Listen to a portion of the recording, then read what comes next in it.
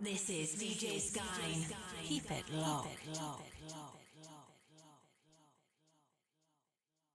Yes, people. DJ Skine back on the ones and twos.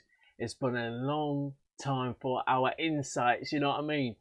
Big up to all the listeners, followers, subscribers, liking, yeah, sharing, commenting on the mixes, yeah. You're much appreciated. This is a small channel, and to get the reach it's done so far has been incredible. So big up to each and every one of you.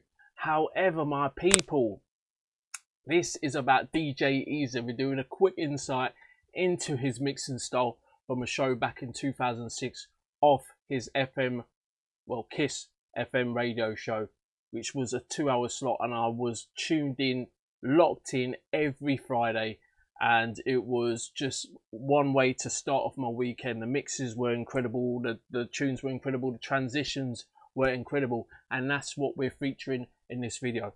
So 10-minute video taken from a segment from his KISS FM 100 show, and this still blows me away today. This is prime Eazer in my opinion, and to see him in his absolute vibe and to see him in his entity, just controlling every little thing, is perfection.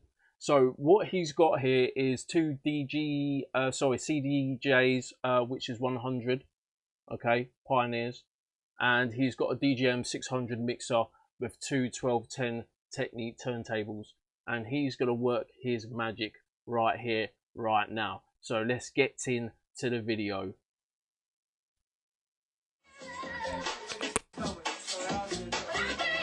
Right, so Eazer's very much about the faders, okay? He's very much about chopping and utilizing every effect on a mixer, and this is going to be pretty much, as I said, him in his prime. So he's queuing up the next track on vinyl. This is vinyl to vinyl. What he's going to do here is basically he's just took a sample from the current track playing, because the DJM 600 had a sampler recorder. You could sample about, let's say, 3-5 seconds of music, and you could just use the sampler by pressing on the button, the effects button. And this is what he's doing. So he's just brought out the current tune. He's using a sampler. Now he's going to fade in the next tune, which is a Todd Edwards tune, and it sounds bliss. Listen to this.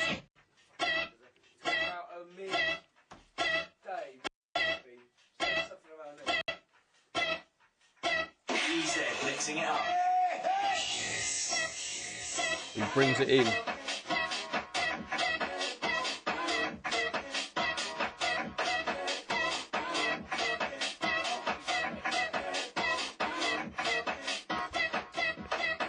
Using a fader. Now he's going to use a delay effect here as well.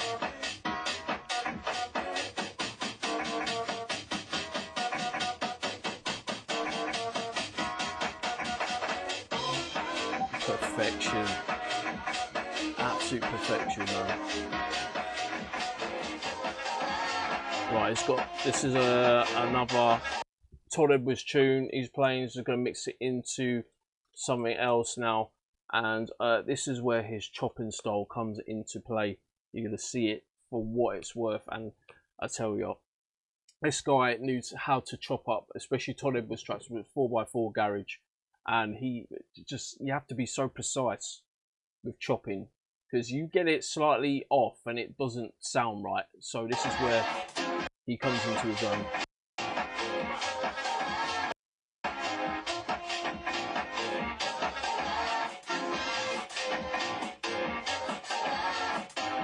Just using a fader, left to right, and now he's going to bring it in.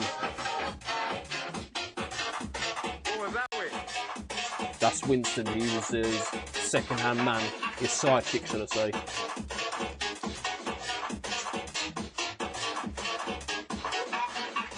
Oh my days! He is chopping this thing up. I'm surprised if they, you know, these mixes didn't last that long, but then again, Pioneer, they're built to last, isn't it? He actually used the reverb there as well. Now this track here, this is his own track playing here, and this track, from what I can remember, is, if I look into the comments, someone's put a track listing down there. Here we go. It is Some Treat, Lost in Vegas. This one he pulls in here is incredible. He uses the delay function once again, but he doesn't use the fader. He uses the top of the input line to be a bit more precise with the delay.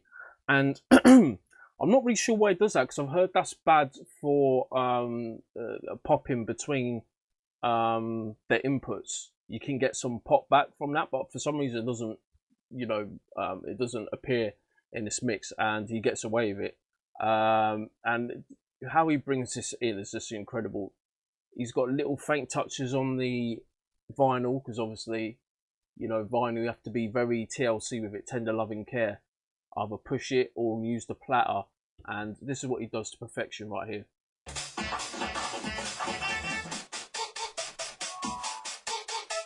Fade it in, back, fade it in, back, fades it in again.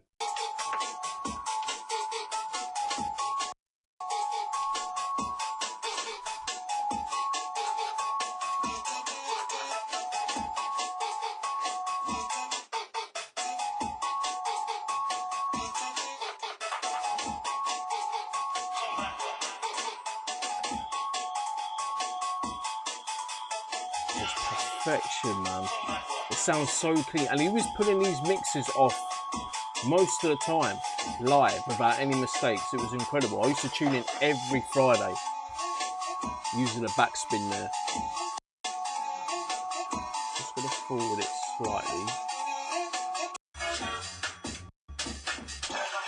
Right, so what it does here with this next track, it's queued up on the CDJs. This is the first time he uses a CDJ in the mix, and very quickly he brings this beat in. He's using a sampler once again. He's going to record a sample from the Lost in Treat tune, and he's going to use that sample to capture that little bit. You just heard a segment of it before I paused, and he's going to use this while he's bringing in an Incident, which is the next Todd Edwards track.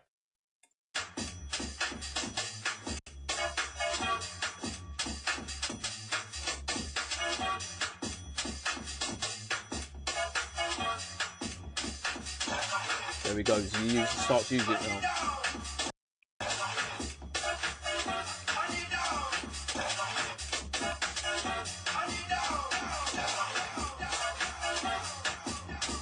Okay. Here we go. Drops it. It's such a clean method to transition to sample like that. And unfortunately, a lot of mixers don't do samplers now because CDJs, and that is one of the reasons why DGM. I'm not particularly sure on that. I might need confirmation, but I don't think the DGMs, the newer ones particularly, have that sampler function anymore.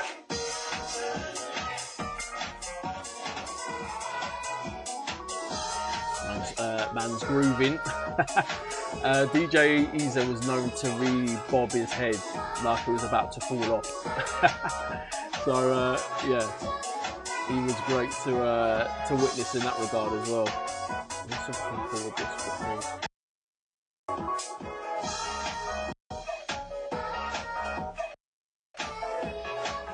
Here we go. Right, that noise you can hear there. Whew, he's basically looped the previous track and he's took it down to half a beat, quarter of a beat, 3/4 of a beat, blah blah blah, all the way down to its basic minimum, and it's just vibrating like that as a loop. Usually 4x4, you know, say like an 8 loop, 4 loop, 2 loop, maybe 1 loop, and then below that it's like that. So he's got that at the minute, and he's going to transition it into Buller Cake, I think, which is the next track. He's going to use the fader once again, chop it up, and it's going to sound pretty sick. He does a backspin as well, and it just goes loud for one. For instance, it goes loud to replicate that. The backspin's been done. It's pretty sick actually. Here we go.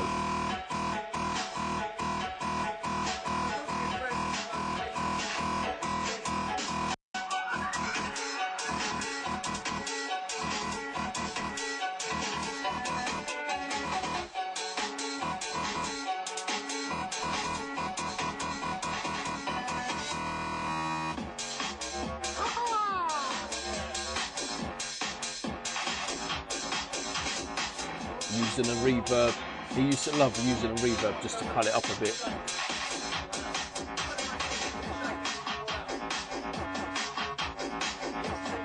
Also, you'll see him using the Kiss FM 100. I keep saying Kiss FM. It is Kiss FM 100. Yeah, Kiss FM 100 jingle. He uses it to chop in between the mix, which is pretty sick. You'll see it here.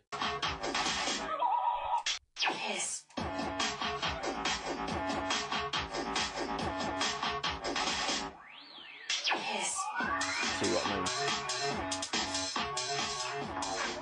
Right, next track, Musical Mob, done by Pulse X. This one wrecked up the place in 2003. Was pretty much the instrumentals back then were, because it was going darker. There was a lot of grime coming out right around that time. Obviously, even though this show was put in 2006, this was doing damage still. So it's featured in the mix. He's mixing it into an instrumental that is a white label. I have no idea what it is. I've asked people around to see what it was, to see if they've got any clue. There was a few names attached, but no one knows what this tune is. So it's a straight up white label, never been released. And you'll see him here make a mistake, but he covers it up so well. So basically the tune's going to come in, but it's going to come in on the instrumental. It comes in off beat. So usually, you know, beats are measured evenly, but for some reason this tune had a odd beat. So let's say 2, 4, 6, 8. This track that's coming in went 2, 4, and probably 5, and it didn't come on beat. It didn't, you know, the actual section did not come on beat with Musical Mob. So what he's gonna do is quickly put the fader down, use the Kiss FM 100 jingle. And then while he's queuing it up because he found the obviously next stage of that instrumental, he quickly throws it back into the mix and makes it seem like it's nothing. This is incredible. This is one of the best highlights where a DJ makes a mistake, but he'll just faultlessly make it seem like it was actually what he meant to do. So here we go.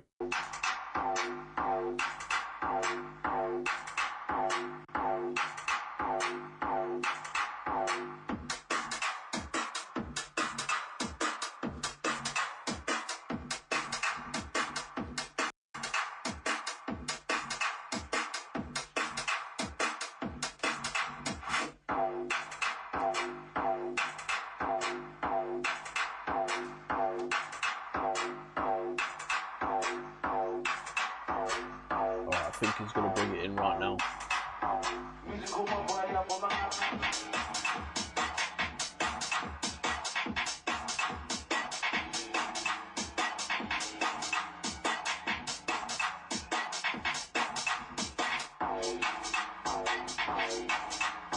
This is incredible. It's going to happen right now. Watch out for this. Right, finds it, brings it down, Kiss jingle, brings it back.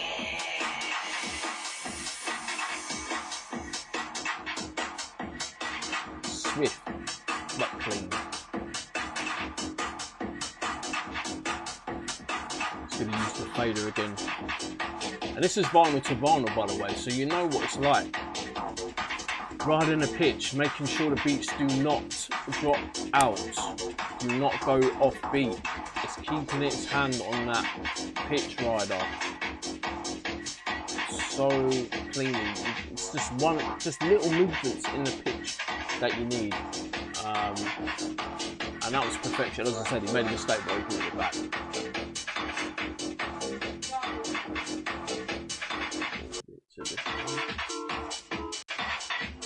Right, this next track, which is the final one of this mix, he uses a reverb technique, chopping precision. This is one of the best aspects of chopping you can do, and I've incorporated it myself. Don't want to be like DJ EZ poverty version, but this can really make or break a mix. And for transitions and being original, this one is right up there for me personally in DJ EZ skill book. So you're gonna see this one here. And even near the end, he uses a quick flanger. Oh my! He uses a quick flanger as well. And I think this guy just absolutely utilised everything from this DJM 600. He really did. He's using a reverb. You just about hear it.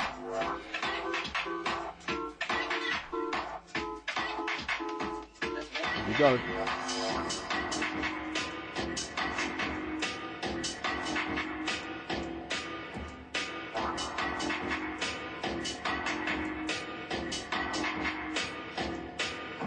Oh my days.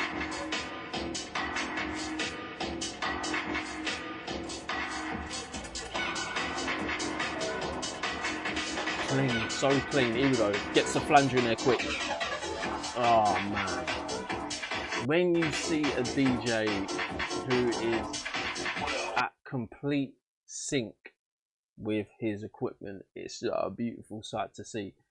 Guys, this is DJ EZ's Insight, one of the most popular videos of him in the mix. Much appreciated for watching. Like, comment, subscribe. May do more videos of these, other DJs in different genres, to see their abilities behind the decks. There's one thing that can't be understated from a DJ's perspective. Enjoy the rest of your day. I'm out. DJ Skine. Bless.